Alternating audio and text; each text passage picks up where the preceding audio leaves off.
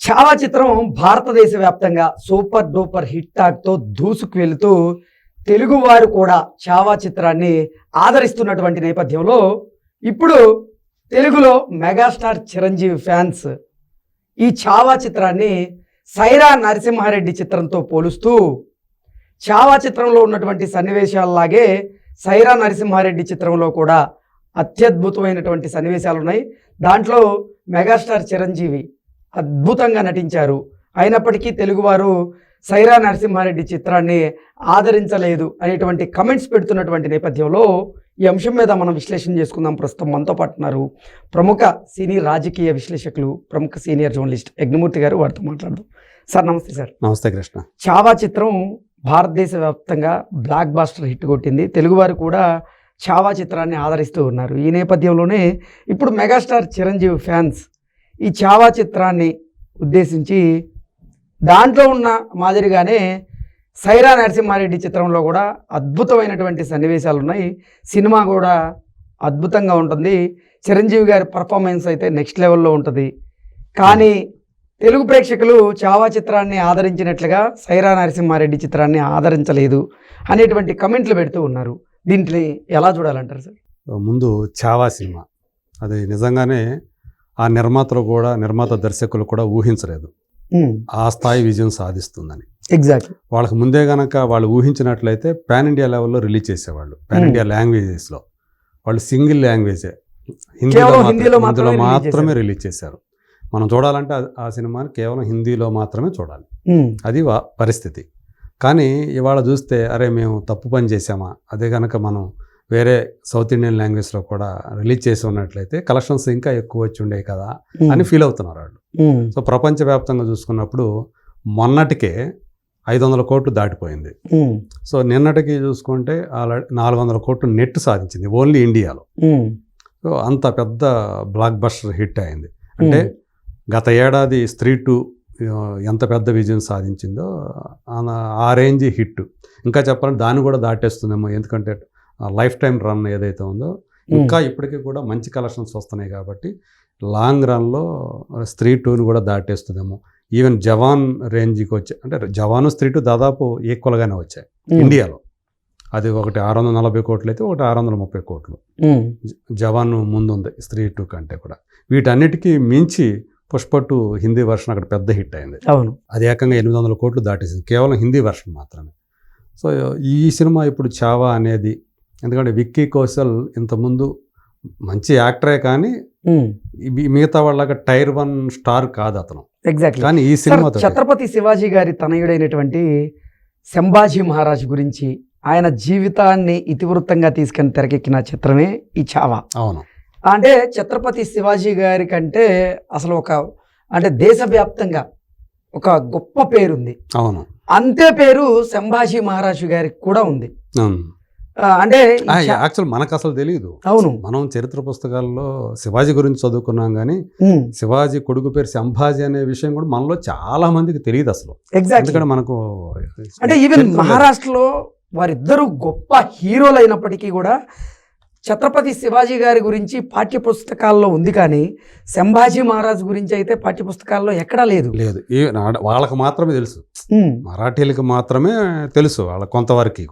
ఆయన చేసినటువంటి సాహసాలు ఏ అయితే ఉన్నాయో, హిందుత్వం మీద ఆయన తీసుకున్నటువంటి నిర్ణయాలు ఏవైతే ఉన్నాయో వాటిని ఇతివృత్తంగా తీసుకుని ఈ చావా చిత్రం తెరకెక్కింది. నేపథ్యంలో ఎవరు ఊహించని స్థాయిలో ఈ చావా చిత్రం అయితే ఇప్పుడు బిగ్గెస్ట్ బ్లాక్ బాస్టర్గా ఆడుతూ ఉంది. అలాగే కలెక్షన్లు కూడా రాబడుతూ ఉంది. అవును. సో అది అప్పుడు నిజంగా అది చావా అనేది ఇంత పెద్ద విజయం సాధించింది. ఇప్పుడు చావా వర్సెస్ సైరా అని చిరంజీవి అభిమానులు మాట్లాడుతూ ఉన్నారు. సైరా కూడా బ్రిటిష్ వాళ్ళ మీద, ఆయనేమో సంభాజీ మహారాజ్ ఏమో మొఘలాయుల మీద పోరాడినటువంటి వీరుడు. ఇక్కడ ఉయ్యాలవాడ నరసింహారెడ్డి వచ్చి ఈయన బ్రిటిష్ వాళ్ళ మీద పోరాడినటువంటి రాయలసీమకు సంబంధించిన ఒక పాలెగాడు.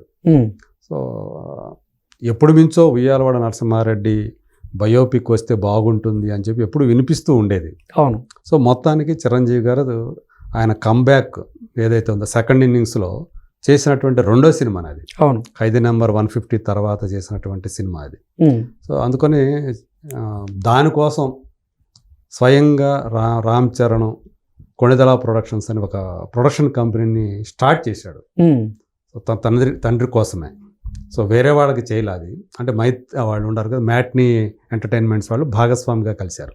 ఉమ్, యాక్చువల్గా అంజనా ప్రొడక్షన్స్ అనేది ఉన్న బ్యానర్ ఉన్నప్పటికీ కూడా దాన్ని పక్కన పెట్టేశారు. ఉమ్, అంటే నాగబాబుదే అన్నట్టుగా ఉంది అది. సో ఈయన సొంతంగా పెట్టి తండ్రి కోసం రామ్ చరణ్ అంత ఖర్చు పెట్టి చాలా లావిష్గా సినిమా తీశారు. అవును. పాన్ ఇండియా లెవెల్లో తీశారు. అమితాబ్ బచ్చన్ని రప్పించారు. ఉమ్, అమితాబ్ బచ్చన్ తెలుగులో చేసినటువంటి మొట్టమొదటి సినిమా అదే.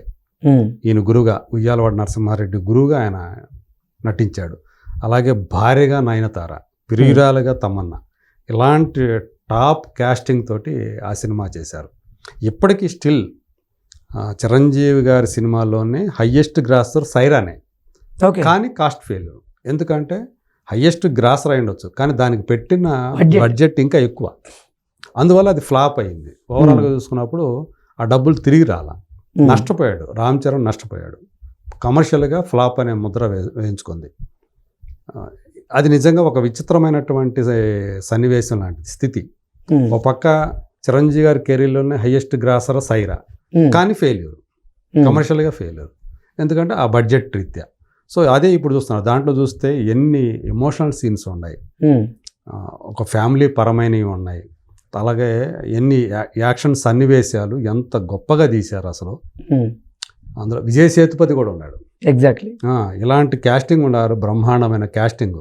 ఇంకా దాంట్లో లేని క్యాస్టింగ్ సుదీప్ లాంటి వాళ్ళు, ఇక పెద్ద పెద్ద వాళ్ళందరినీ ఇందులో నటింపజేశారు. ఇంత మంచి క్యాస్టింగ్ తోటి ఎంత చేసినా క్లైమాక్స్ అయితే వేరే నెక్స్ట్ లెవెల్లో ఉంది అనే పేరు కూడా తెచ్చుకుంది.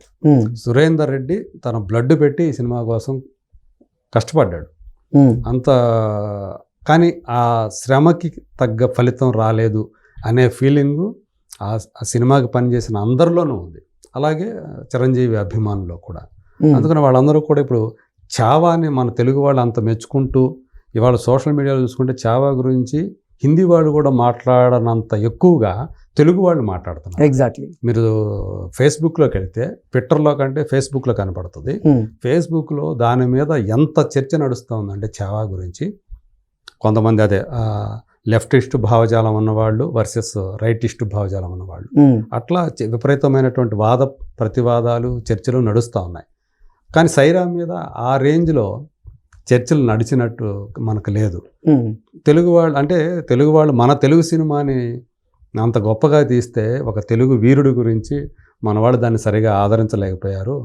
అదే ఒక హిందీ మరాఠీ వీరుడి గురించి కనుక సినిమా తీస్తే మన తెలుగు వాళ్ళు కూడా ఓ అని చెప్పేసి తెగ ఎగేసుకొని మాట్లాడుతున్నారు అని కొంతమంది చిరంజీవి అభిమానులు సోషల్ మీడియాలో తమ ఆవేదన వ్యక్తం చేస్తున్నారు.